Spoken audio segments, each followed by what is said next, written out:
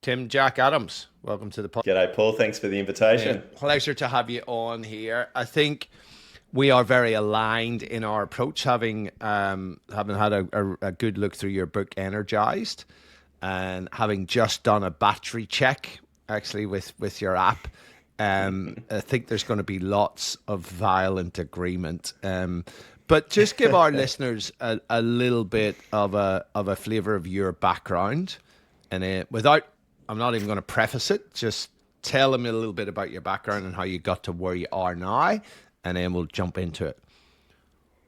Perfect, Paul. So probably a little bit different from most, on this kind of trail. But I started off as a dive master. So back when I was 21 years old, mate, I did the well-worn track of going overseas, working in London, flying around Europe and Asia and living in all sorts of different places. And when I came back to the Gold Coast, I had sort of, dreadlocks halfway down my back. And if you can imagine that now, it's probably the best looking I'd ever been, to be honest, mate. And once I cut them off, all the girls left. But when I was 21, mate, I actually became a dive master, or I was doing my dive master training. And this was through Kira Dive on the Gold Coast. And mate, I was just an absolute froth monster when it comes to water. My whole life's been spent in the water. And so as I was doing my dive master's course all the way through, there was two guys that meant a lot to me. One was Rudy, he was a Fijian dive instructor, and the other one was Mel. And Mel was my skipper. And so the whole way through, I'm learning how to do my coxswains and how to become a dive master. And so these boys, pretty much every single day of my life, we'd be hanging out with these gents, having beers, taking people out diving. And, life was amazing, mate. And that happened for about 5 years.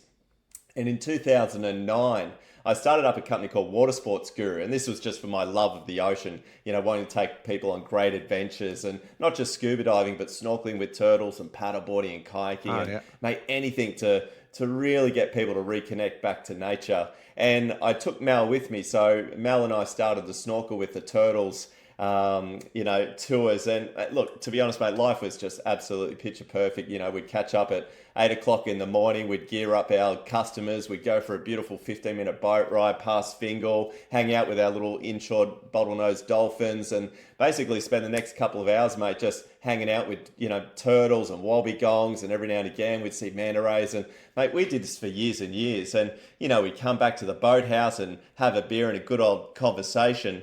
And, mate, I honestly thought Mal was one of the happiest blokes I ever knew, and he was about 10 years my senior. And one day we're having the tours new on the boathouse that customers had left, and his two kids were running around, Max and Indy. And as always, mate, see you tomorrow, Mal. Yep, Timbo, see you tomorrow, same time, same place.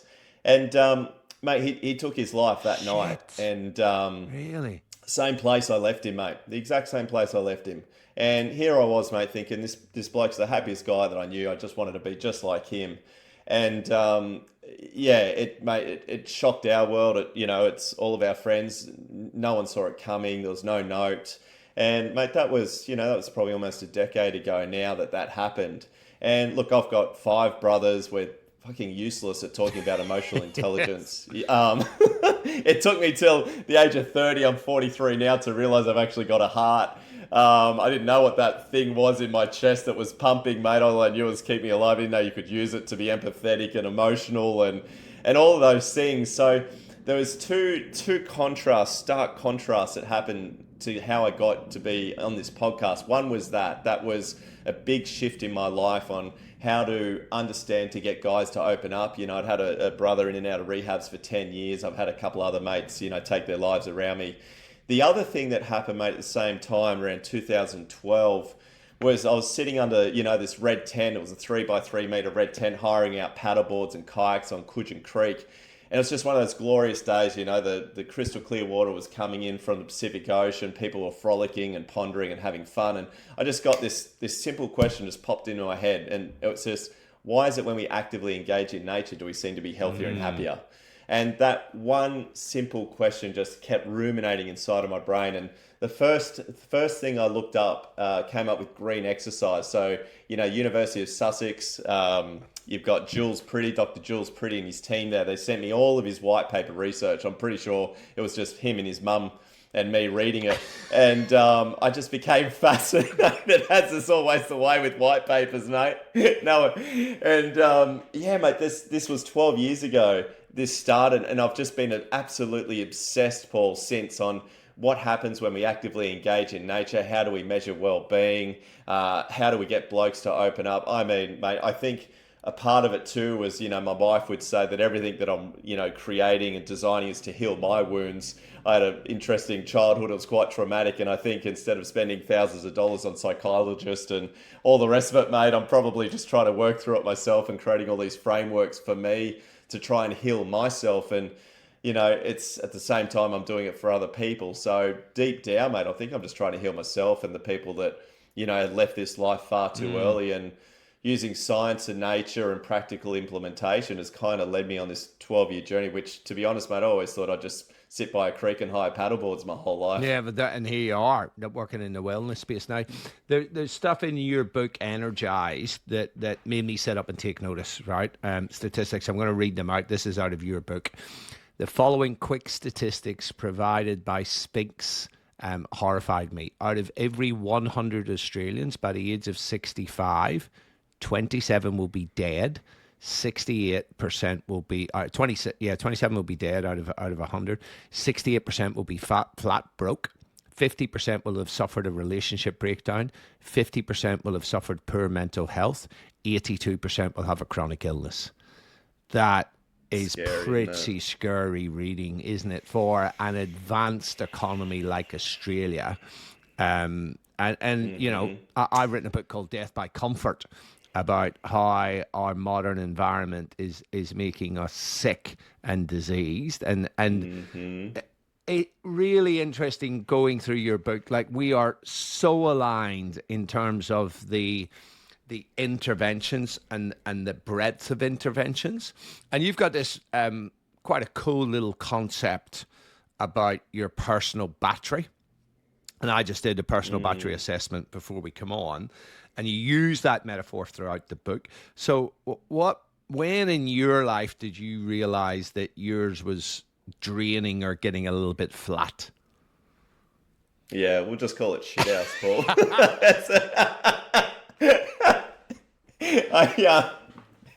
Mate, the first time I think, look, let's go right back, right? When I remember being a kid, and I was a really happy kid, and I was one of those kids where my mum said I was always hugging people, I was always smiling, always happy. And I think, if you think about most boys, when they're growing up, I've got a 4-year-old boy, mate, they're nurturing, right? They just want hugs, they just want to play, they're so vulnerable. And I was like that. And then when my mum married, we had, 3 boys on our side and 4 boys on Chief's side. We call him Chief because he never talked, ex-football player, the type.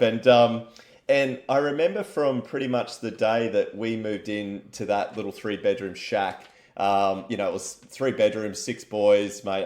We're low socioeconomic. And all of a sudden, mate, I put a wall up because I realized that being meek, mild, and smiley and happy, mate, would just get me a punch in the face from everybody else, right? Because it was survival of the fittest. You put 6 boys in one household, and my name was Poco because I'm little. I'm 6 foot and I'm tiny, mate. Like my little brother's 6 foot. Jesus. 7. And so, we're a big family of boys. And I remember going to my mum when I was 12 years old, and I said, Mum, I was crying, and I said, look, Mum, I don't know how to stop the boys from picking on me. And she said, look, Poco, all you got to do is just stop crying, right? Stop showing your emotions, stop showing that you're vulnerable, and they'll leave you alone. They'll stop picking on you. And mate, at the time, it was the most perfect advice you could have given me because I did. I stopped crying. I, learned how to box. I toughened up. I was sarcastic as hell. I was cheeky little shit.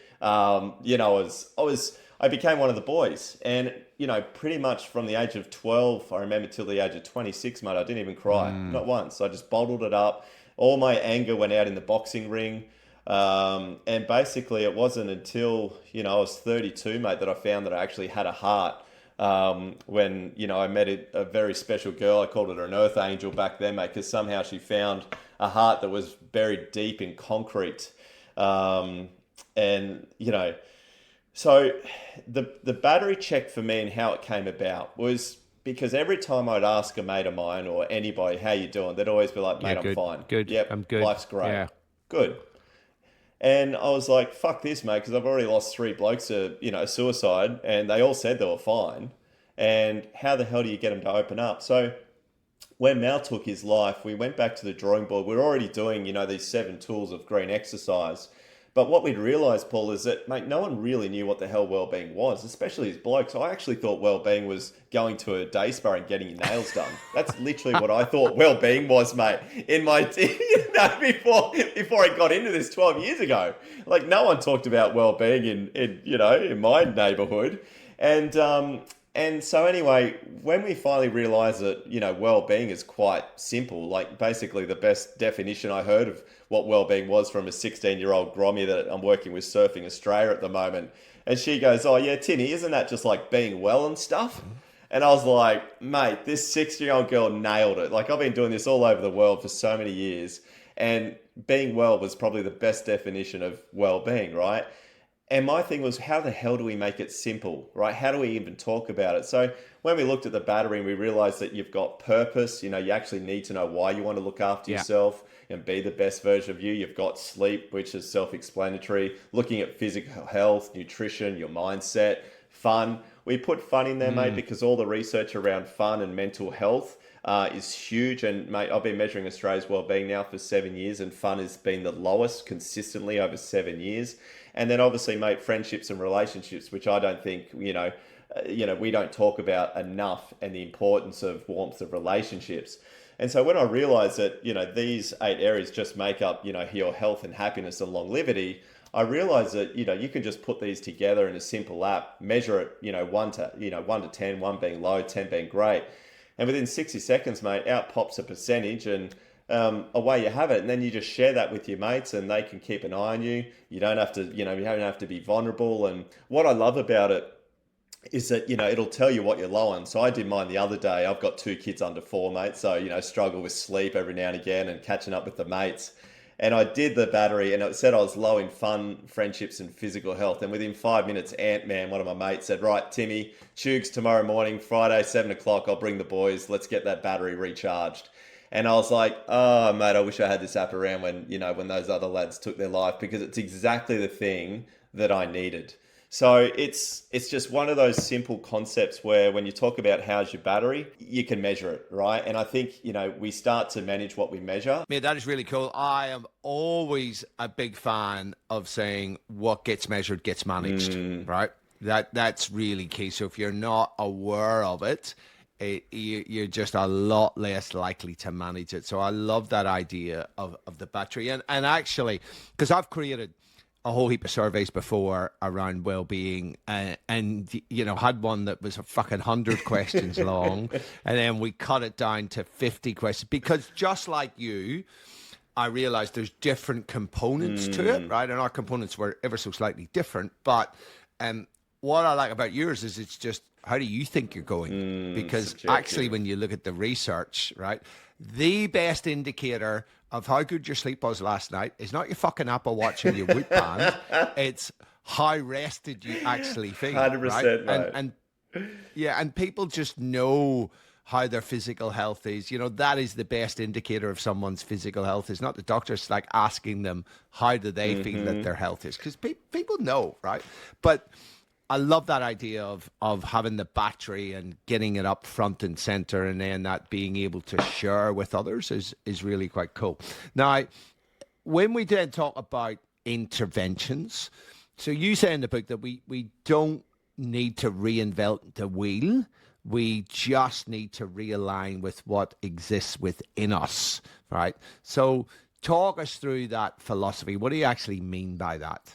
Paul, I reckon, mate, life has gotten so bloody busy these days, we've actually forgotten what matters. Now, most of the people that I work with are leadership teams, and, I deal with a lot of CEOs. And I think what happens, mate, is, when we start out in the workforce, we have all these good intentions of following our dreams and our passions and our true north. And what we end up doing, mate, is we end up sort of following the money, right? Not all of us, but the problem is that and look, this is a perfect example, and I'm going to give you a story around this because I think it's really relevant.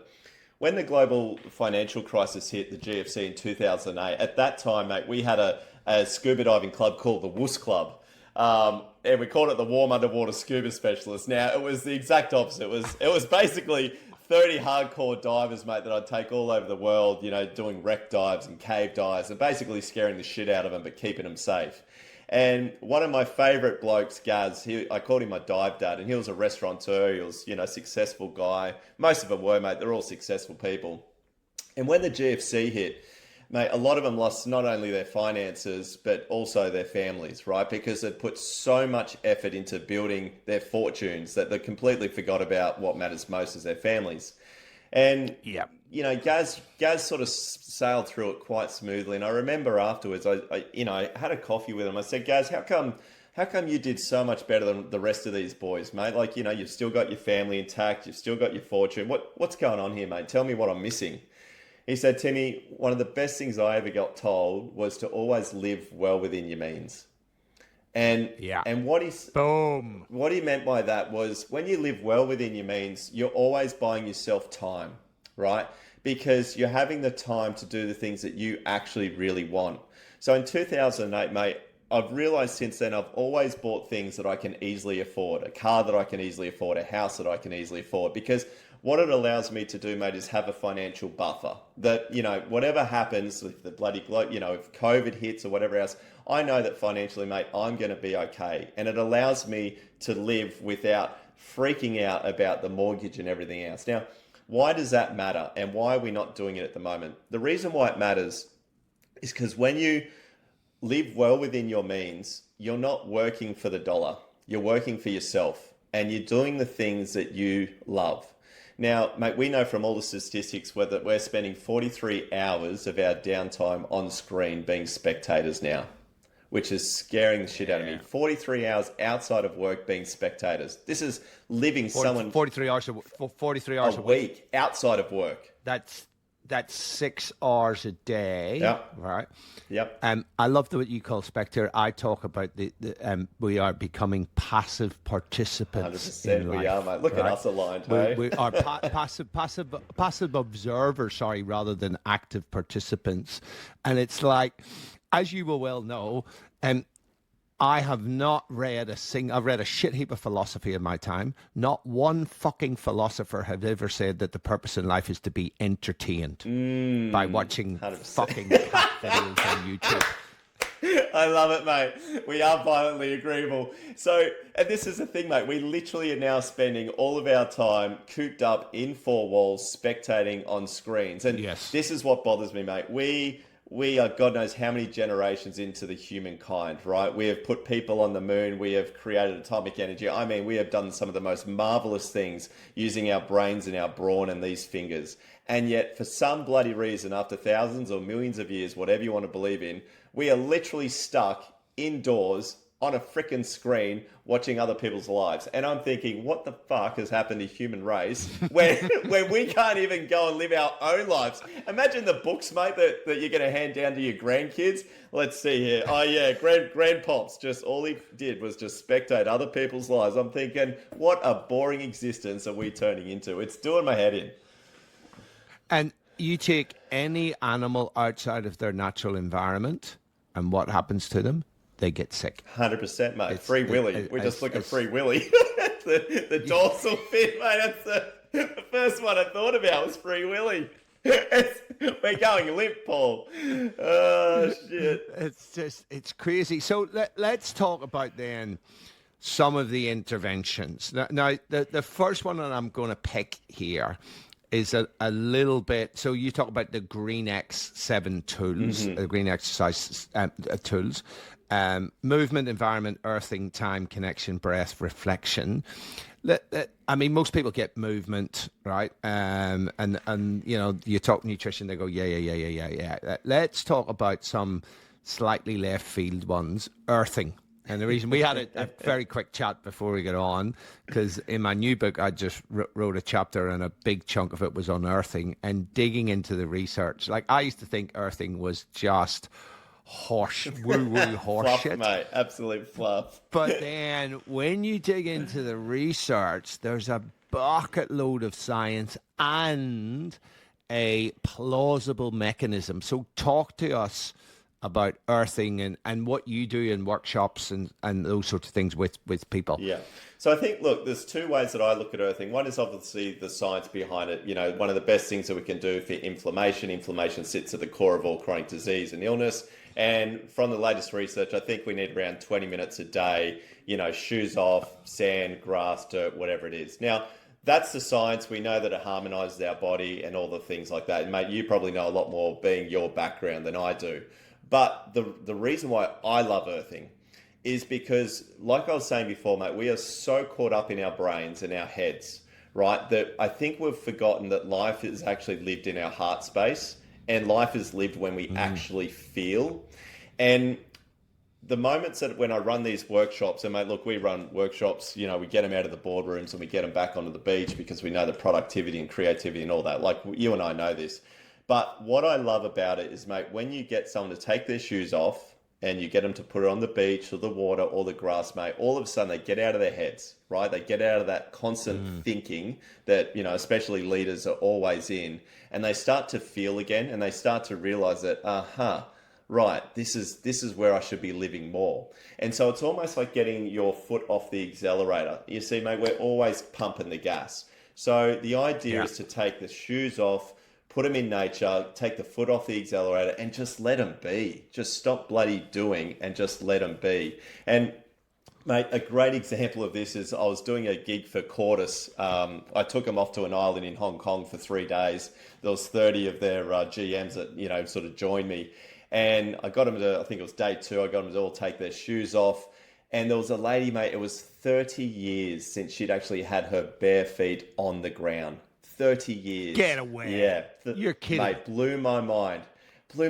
And I was thinking, and mate, I swear she teared up, right? And she's just like, wow, this is what it feels like to feel. And mate, I'm always trying to get people to feel like, you know, everyone asks you to go do a keynote in a bloody, you know, stadium and or boardrooms and come here to me and come to our office. I'm like, no, guys, if you really want to create change, you know, if you really want to think different, if you really want to change things up, you come to me, come into nature. Let's go do a mindfulness in the mangroves on a paddleboard, or sit out the back on a surfboard, or think different, feel different, do something different, because that's going to get you different results. And I just love, I love the aha moment when people go, fuck, I actually think I've been missing out on life, right? Because I've been so caught up in my head thinking what I thought what life was about, which was, you know, the recognition of being amazing at work and leading a team. I think we've sort of forgotten that actually love is the key aspect of what life is about. And, you know, the best love comes from family and friends. The thing I wanted to mention on that is that a lot of people, I think, confuse relaxation with recovery.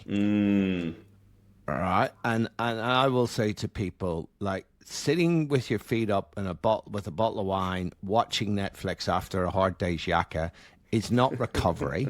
It's relaxation. Recovery is stuff that dampens down your sympathetic nervous system and activates your parasympathetic nervous system. The rest, digest, recover. And that earthing, spending times with friends, spending time in nature, has all been shown to massively activate our parasympathetic nervous system, because that's the environment we were supposed to be in, right? And when you dig into it and you look at light and sunlight, and actually now the research is showing that light from the sun actually has quantum effects on our cells, right? Which just completely fucking spun me out when I got into the whole quantum biology of light. Like as you said, we've been around Homo sapiens 200,000 years, but you know, 2 million years from our ancestors, all in the natural environment. And now we have changed our environment to such an extent that we are no longer matched to it. So with somebody who is, you know, maybe listening to this and going, fucking hell, I need to do something here, because There's not much fun in my life. I'm just busy all the time. I'm stressed. I'm running the kids around in any minute I've got. And then when I come back, all I've got is the energy to do is just plonk in front of the TV and watch a little bit of mindless TV. And that just helps me to unwind. What would you say to these people? Yeah. And what are some of the concrete steps that they could make to start to shift things and increase their battery levels? The first thing I'd say, mate, is work out why they're actually living life in the first place. What are they actually doing it all for? And you know, in every workshop I do, when we dig into purpose, it sounds a little bit fluffy, mate, but I call it the rock and anchor. And most of it's done outdoors, you know, whether it's on a beach, in a forest or somewhere like that. And what we do, mate, is we get people to get out of their heads, get back into their heart through a really beautiful mindfulness breathing session, right? We do a gratitude practice, and that gratitude practice is purely thinking about a beautiful memory, right, that they've had, whether it was last week, last year, a decade ago. And the memory is something that lights them up, right, that makes their heart sing, that brings them absolute joy in their life. And what we do, mate, is from that memory, right, from reliving that, I ask them, why do you want to be the best version of yourself? Like, what are you actually doing this all for? And most of the time, mate, it's because you either want to be a really good role model, right, to your kids or to someone else. You want to be the best version of you because you want to live life to the best. Everyone has different answers. For me right now, because I'm a dad, I just want to be the best role model I can. Now, you see, the thing is, right, if I ask a CEO, you know, how much you're living that purpose. So let's just say they want to be the best role model for their family. They want to spend time with their kids. And then I say, how much are you living that? And they're working 80 hours a week. All right. And this is where it comes back to getting caught up with the things that you think life is about, but it's not actually what you want your life to be about. But there's so much noise going on in this world and expectations. Actually, Paul, the number one, and you would know this, the number one regret of the dying is, I wish I lived a life true to myself and not the one others expected of me.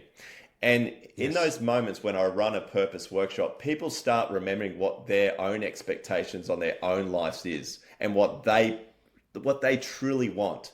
And so when people say that, hey, Timmy, I don't have time to look after myself, I'm like, first of all, what the fuck are you even living for if you can't even look after your own well-being? Like, what's it all for, mate, if you can't look after yourself? Number two, if you can't look after yourself, who's going to look after you when you're sick, tired, and can't get out of bed from chronic fatigue? Because that happens a lot, right? And I think that being leaders, and look, most of my clients are leaders, and we don't like to be helped. We're leaders for a reason because we don't like to be told what to do. And we feel like we're self-sufficient, we're reliable, we're resilient, we're all of these things, right? And then one day, with it out of the blue, you know you're getting tired, you know you've lost your zest for life. All of a sudden, mate, you just can't get out of bed one day. It doesn't matter what you try and do, mate, you can't get out of bed. Right? You're not going into work, you can't help your family. And all of a sudden, mate, for the next month or 3 months or sometimes 6 months, everyone's helping you, mate, supporting you. And mate, how does that make you feel? And so what I'm trying to get people to understand is if we actually just reconnect and recharge our batteries each and every day, right? We don't go down that path. We actually start thriving sustainably. And so what I would say for everyone that is time poor, because look, mate, I get it. I've got 3 companies. I've got 2 kids under 4. I'm fucking really busy too. But the thing is, I prioritize my health and well-being above everything else. So I've created a life that supports me and not one that I'm constantly having to support, that's constantly draining my batteries. So every single day, mate, I combine those 7 tools together of movement, environment, earthing, time, connection, reflection, and breath. I call it my rhythm. And I basically do that. And for me, it's just getting my kids out, my Labrador, my chocolate Labrador Hugo. We go for a walk around the block for 30 minutes. We come back, we connect. There's no technology involved. You know, at lunchtime, I'll just sit outside with the team, shoes off on the grass, getting that vitamin D, which we're 70% vitamin D deficient in this country. And mate, at the end of the day, when my head hits the pillow, I know I've done all the things I need to do to recharge my batteries. And it's a 30-minute process, mate, plus a little bit for lunch. Now, mate, I've been thriving sustainably with that rhythm for 10 years now, and it works. And the reason why it works is because you're fueled by your passion and your purpose. You're not fueled by money or anything else. You're fueled by the thing that really lights you up inside. And mate, you can go hard when you're lit up, with the things inside. And like you said, mate, recovery is not sitting in front of Netflix. It's sitting in a bloody hammock in between trees and listening to some water. That's what recovery Yeah, is. yeah, absolutely. It reminded me, as you were talking about, there's a famous Zen koan that says that you should sit and meditate for 20 minutes a day, unless you are too busy, and then you should do it for an I hour. love that one. Right? And but for this to be, because I think a lot about this, right? And I'm very aligned with you in my workshops. I do a lot of stuff on purpose, and I talk about a tombstone statement. Like, what would you like to be written on your tombstone about the impact that you had in your little corner of the universe, right? Beautiful. Whether that's kids, family, whatever, right? But for some people, to get realigned, it requires some really tough decisions, right? Because we have to talk about money Yep. in this. I think we 100%. have to talk about money. And you mentioned it earlier on about living well within your means. I mean, the research shows that money can contribute to happiness to a certain point until you're out of the poverty line, and then there's the law of diminishing returns. But then Sonia Lubomitsky has done most of the research. She's a happiness expert, and her research shows that money brings you happiness when it's money in the bank, when it's savings. It's not about your pay packet. It's about having money in the bank, which, to your point, is about living within your means. And from that, some people need to make some really tough decisions about, okay, hell, I'm doing a job that's earning me good amount of money, and I'm able to, but I need that because I've got an expensive house and cars and holidays and all of that. And sometimes they just have to go, what needs to give here? Because a lot of people say, I can't do anything about it. Well, fucking yes, you can do something about it. We have the biggest houses in the world in Australia, right? And it doesn't need to be that way. I know people who have completely changed their jobs, downsized their house, and are so much happier around this. And it's not, for a lot of people, it's not an easy thing. But I think that purpose thing is so critical, because if you don't think about, hey, why am I here? Why am I existing? What is the purpose in all of this? If you don't really think about that and get clear on that, then those decisions are going to be too hard to make, and you're just going to procrastinate, right? Yeah, and I think, mate, what you're saying is, what is it that needs to give? And this is the answer that Yes. no one, especially blokes, don't want to hear. It's your ego. You know, that's what needs to give. Because, mate, we all want to compare, right? And look, I thank whoever is in that universe that, you know, back in 2008, Gary Martin said to me, mate, live well within your means. Because look, we've got, I remember buying my little shack back, God, it was 12 years ago now. It was a 2-bedroom shack, and, you know, we've had to renovate it now because we've got 2 kids. And I went to the bank and, you know, I said, right, how much can I borrow, guys? I'm gonna rip down and rebuild. And I said, Timmy, we'll give you this much. And I said, right, I'll take half. Because I knew that if I went to the full extent, mate, I knew that I would have to work my ass off to pay that mortgage off. And so I decided to build a house that was half the size of what I could have afforded. But what that allows me to do is that, and I'll put it this way, mate, because I think this is a really good way of doing it. Right now, I can work 40 hours a week, right? Which allows me, you know, after all the things that you do in your life, which is cleaning the house and maintenance work and your chores and responsibilities, it allows me 20 hours of free time a week. Now, with those 20 hours of free time a week, I do things that reconnect me to myself, others, and nature, right? And that's typically hanging out with friends and family, doing the things that I love. Now, if I went and got, you know, a bigger mortgage, it probably would have taken up another 10 hours of my week. So now I'm up to 50 hours, which correct. now only leaves me 10 hours spare to reconnect to myself and others through nature, right? The things that really light me up. Now, let's just say I go, oh, I'm not too happy with my Prado out the front. Maybe I need a $150,000 Land Cruiser. So I go and do that. And then, you know what? Maybe I'm going to go on a really amazing snow trip this year. All of a sudden, mate, I'm working 60 hours a week, right? And what happens is that 20 hours that I had is now 0 hours. And so I've gone from living well within my means and having 20 hours to do the things that I love and keep the connections that matter most to me, which is my family, because the last thing I want to do is get a divorce, right? And I still live in a beautiful house. I still drive a nice, comfortable car, and I don't stress out about the money because I know, mate, it's there if I need it. And I'm doing all the things that light me up. And I think, mate, this I got to tell you the story, mate, because it happened really recently, Paul. And this is what drove the nail home for me. I was paddleboarding with a couple. They were probably late 50s. He was a businessman, a CEO, worth of absolute fortune, and his wife. And anyway, he'd gone off and he was looking at some birds. And we were paddling on Kingscliff Creek, and the wife turns to me and she goes, "Hey, Timmy," she goes, "Mate, I don't know if he knows this, but we're going to get a divorce soon." I was like, "Mate, okay, look, we're going to talk about it." She goes, "But I don't know if he knows this, but he's also going to lose $50 million when it happens." And I was like, fuck. I was like, "Just tell me, what's the reason?" She goes, "Look, I've been trying to get my husband to work 10 hours less, a week for the last 10 years. We have family, the boys are almost left home by now. And for the last 10 years, he won't just work 60 hours a week. He just wants to keep working 70. He wants to build a fortune, and I know why he's doing it. It's because he wants to provide for us. But at the same time, Timmy, he's literally going to lose $50 million and his family. And I don't know if he really registers that." And then the first thing that flicked in my mind was thinking, well, maybe he does and he doesn't care. But also, mate, this is the thing. I think we spend so much time building our fortunes, right, that we forget that what we're not building up is the relationships that are closest to us. And mate, if we lose that connection with our wife, our partner, whoever it is, and they take off, mate, that's 70% of your fortune gone down the drain. And I think there's a really important 2 points here. I interviewed Richard Layard, Professor Richard Layard, on the podcast, who is the greatest well-being researcher on the face of the planet, right? And has done. You should get him on. Actually, he's either in his 70s or his 80s.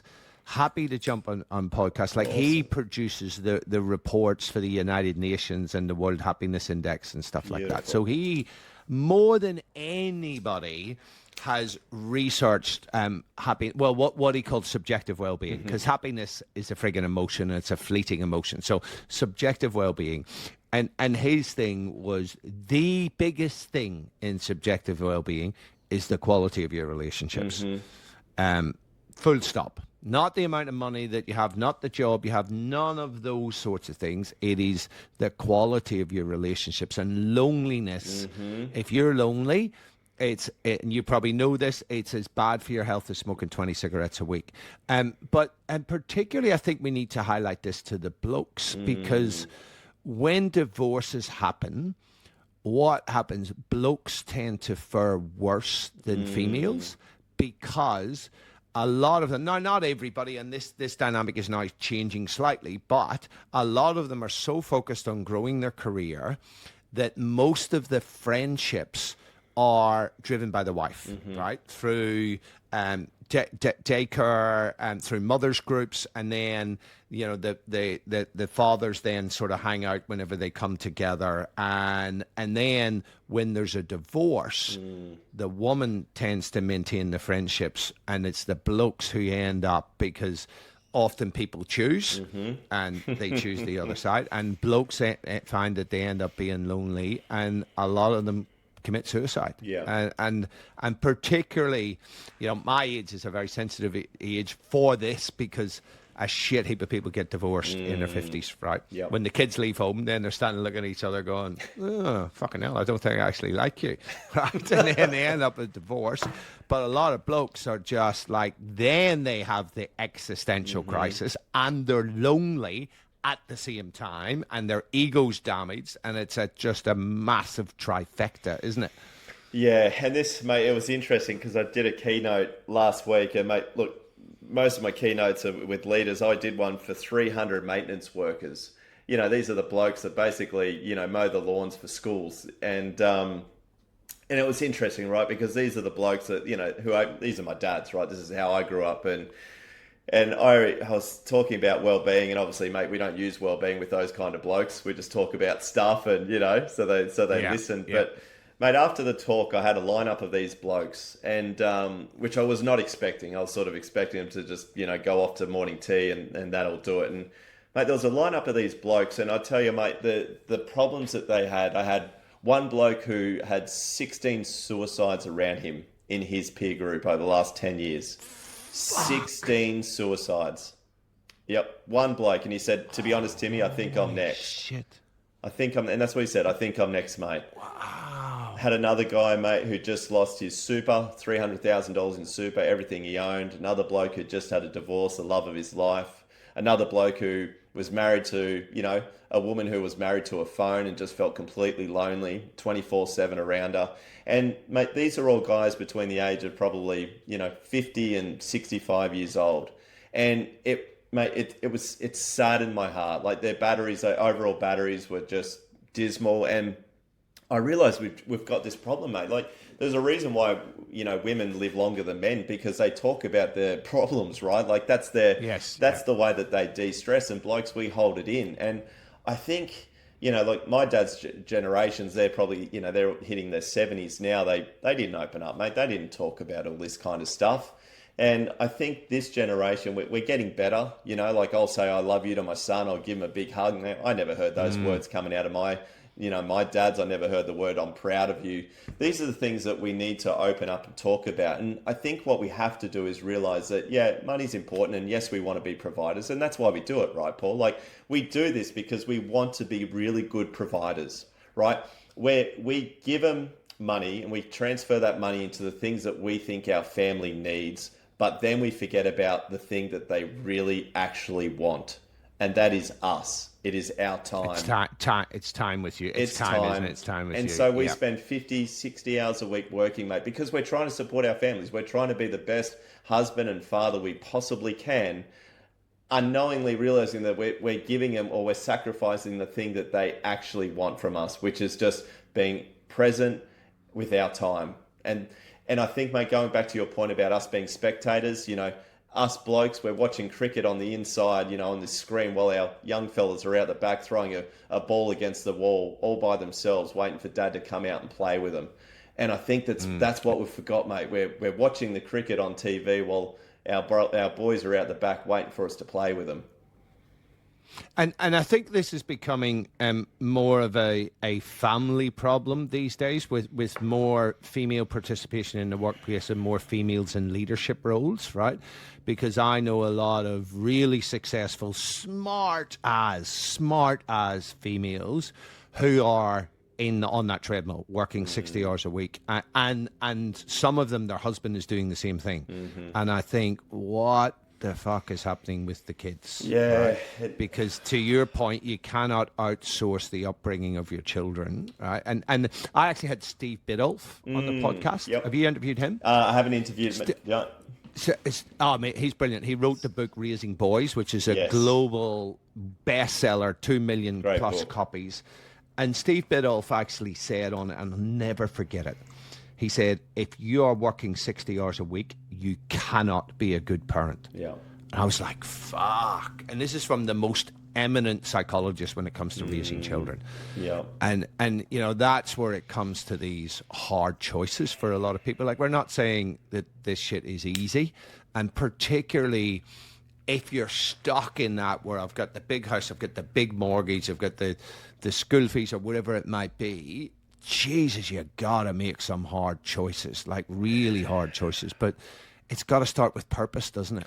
Yeah, 100%, mate. And as you're talking, I'm thinking about a lot of my clients, and I'm thinking, God, how would they ever make that choice to sell, that beautiful house on Millionaires Road and downgrade their beautiful Mercedes into a Toyota? And I just think, are they going to do it? And sometimes I feel, mate, they'd almost rather lose everything than lose that ego, right? And that's the hard thing. I think, look, we're trying to get into schools at the moment, because this is where it starts. Yes. I just think Go ahead, sorry. No, that's fine, mate. Look, I've got 3 different dads, mate. Like I said, interesting childhood, and it's really hard to teach an old dog new tricks. There's a few that'll learn, mate, but to be honest, the generation that's above me, it's tough, mate. And I think this generation coming through now sure, we can make some change, but the real change is going to come through our schooling system. If we can teach, our kids on how to actually live well within their means and okay, I'll tell you the three things that matter more than anything else for me, Paul, and this is everything that we do. We base everything on this, is value, meaning, and belonging, right? How do we create value, meaning, and belonging within our lives? And the reason why this is so important is because it creates self-worth, and self-worth creates self-love. And it's actually self-love that we need to want to look after ourselves. Because, mate, as you know, we can give everyone the tools and the tips and the tricks to look after themselves. But if they don't have the self-worth, mate, and the self-love to do that, they're not going to do it. And, mate, by the time that, look, I was an anomaly, mate, because the way that I grew up, it was only by chance that I met the right people in my the right people in my life at the right time. Was the only reason why I moved in a positive direction and not a negative, right? Because I could be somewhere completely, mate, I might even be in the ground, like who bloody knows. But if we can teach students, mate, how to create value, meaning, and belonging for themselves and others, and what they actually value is not external, but internal, right? Then we actually have a chance. Now, we've literally just created a platform based on that battery check where it's going to start sending wellbeing report cards out to parents every single week. So as a parent, mate, I'll actually get a wellbeing report card on how my kid's going. It takes them 60 seconds once a week, and it'll literally tell me how my son's going or how my daughter's going. So what's going to happen, and this is what I love, mate, because, as parents, we're so busy being busy that by the end of the week, we're exhausted. We get to the weekend and, mate, we're busy doing sports. We're busy doing this, busy doing that. But what we forget to ask is, asking our kids, well, how are you guys going? What do you actually need? Now, kids will just go, oh, I'm fine, just like my mate did. But when you get a battery report, it says, oh, wow, little Johnny's really struggling with friendships. Last week, friendships was 10 and now it's 2. Now I know what conversation I need to bring up. Or, his fun's really low. Maybe I'm going to take him fishing. So what it's doing is it's allowing parents to have a quick snapshot on what their kids actually need. So over that weekend, when they actually have some time, they're doing the things that those kids actually need to recharge their batteries, right? And then by the time they hit Monday again, hopefully the kid's recharged. The parent feels good about parenting and not just sticking them in front of an iPad and they go, shit, you know what? I actually improved the health and happiness of my child this week. How fucking good does that feel? Right? They feel valued. Yeah. The kid feels valued. I feel seen. I feel heard, which is the greatest, words in the English dictionary. I see you and I hear you. And maybe we can start to reverse this trend of loneliness and depression and suicide and everything else that we're going through in this supposedly lucky country, mate, that we're living in. So, mate, what would you say? So think of your 7 tools: movement, environment, earthing, time, connection, breath, and reflection. Is there one or two of those that you struggle with more than the others? Yeah, so mate, I think for me, it's easy to combine, movement and the outdoors, right? You just, Outdoor, yeah. That's an easy one. You go for a walk around your block. You go for a walk in a park, in a beach. That's easy.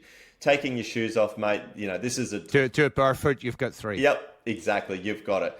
When we start talking about time, it's how much time do you actually need to do these things? Now, we know from all the research, mate, to get vitamin D, your shadow needs to be shorter than you. We need about 15 minutes a day because we've got light skin. If you've got darker skin, you need longer amount of times. We know that you need 30 minutes of walking a day, elevated heart rate. These are all the things we know. So when we're talking about time, we look at the science and how much of these things we actually need to do to get the right amount. But we also talk about putting time in.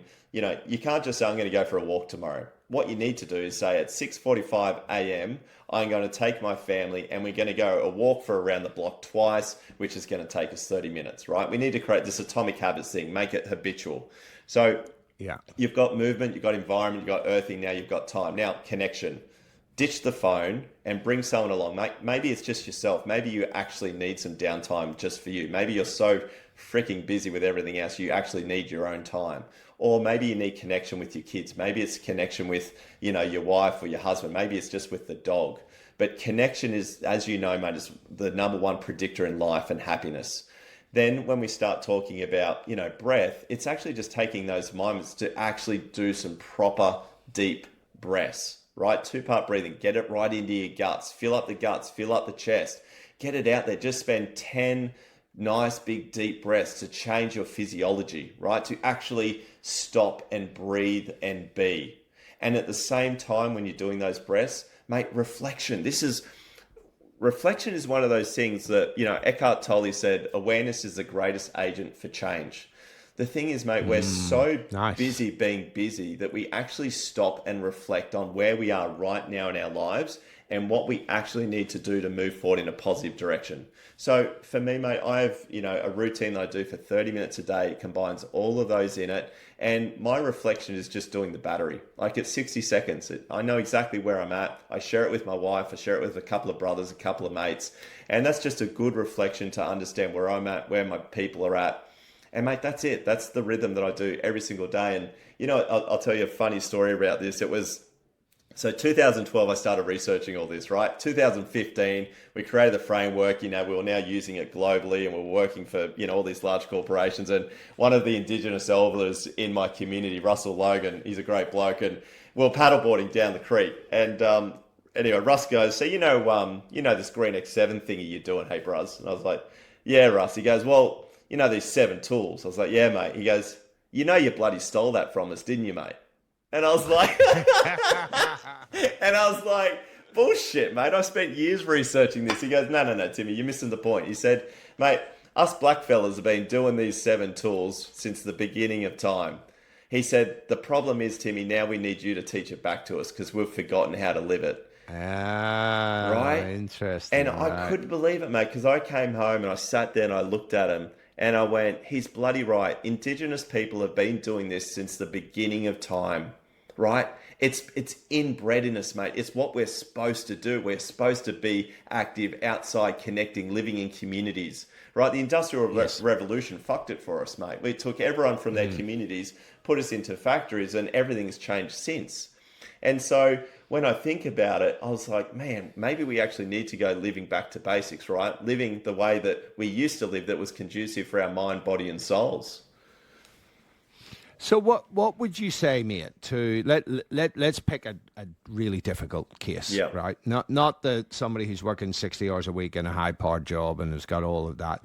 What about the single mom or single dad who are struggling, Yeah. right? Who are just struggling to get through day to day. They've got kids they're looking after, they don't have help. Where do they actually start? Any tools or tips for Yeah. them? I honestly, Paul, I think just moving.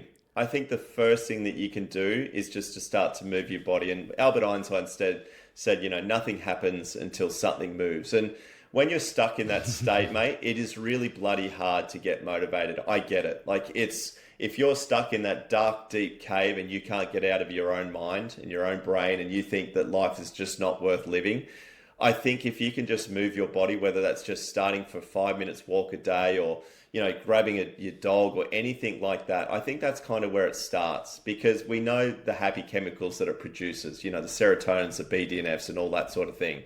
I think it starts with movement. After that, I actually think it starts with finding someone you like and spending more time with them. And this just could be a friend, it could be a companion. It doesn't matter who it is, mate, but taking that person along with you. Because what's going to happen is not only are you going to move your body, right? If you're having a conversation with someone and there's no phones attached, they're being 100% present with you in the moment. That is when that you feel seen and you feel heard. And that's what creates value. And what that's going to do, like I was saying before, mate, is that's going to want to make you keep walking. Now, we have these pack of cards that we created. So when Mal took his life, we created these pack of cards. And this is how we got the contract with the Australian Defence Force. Because these pack of cards make blokes open up more than anything else I've ever seen. It's like there's some magic in them. And on the back of the time card, all it says is, for the next minute, all I want you to do is set one intention that you're going to do for the next hour. So take 1 minute right now and set an intention of what you're going to do for this next hour. Mate, I remember getting an email. It was a very, very long email from a lady that was been stuck in deep, deep, dark depression for a very long time. And she found these cards through a friend of a friend. And she said, "Timmy, that one card has changed my life because I was stuck in my house for 2 weeks straight this time. I could hardly get out of bed. I read that card and she said, you know what? I'm just going to vacuum my house. And so she grabbed her vacuum, mate, and for the next hour, she just vacuumed her house. And then once she finished that, she picked the card up again. She goes, right, I'm going to wash the dishes. And sometimes, mate, when you're in a really, really dark space, you can't think about the next day, right? You can't even think about the next week, the next year. You can't think about anything, mate. And people are saying, oh, come on, mate, pull your socks up. Like, it's okay. Life's going to be fine. And you're like, mate, I don't even know what I'm going to do for the next fucking 30 minutes, let alone for the rest of my life. And so what she did with that one card is she moved her body, mate. And what she did is created tiny little micro tasks that made her feel valued, because you actually achieved something, no matter how little it was, mate. Folding the washing, right? Just vacuuming the house, going outside and gardening the weeds. It was just one small intention after the next, after the next. And mate, that's all she did. She just kept that card with her. And whenever she went into a deep, dark place, she'd read that card and she'd go and do something simple, which would then create momentum. I mean, I love it. I love it because it combines two things, right? Is the movement, actually moving your body is hugely important, but having a task or something to do, what most people don't realize is that motivation follows action, not the other way around, 100%. right? So actually setting yourself a little goal and going and doing it and achieving something, that's when the brain then releases dopamine so that you can take further action. So Beautifully said. absolutely love it. So Tim, this has been awesome. It should be energizing for lots of people who are, and maybe confronting in equal measure.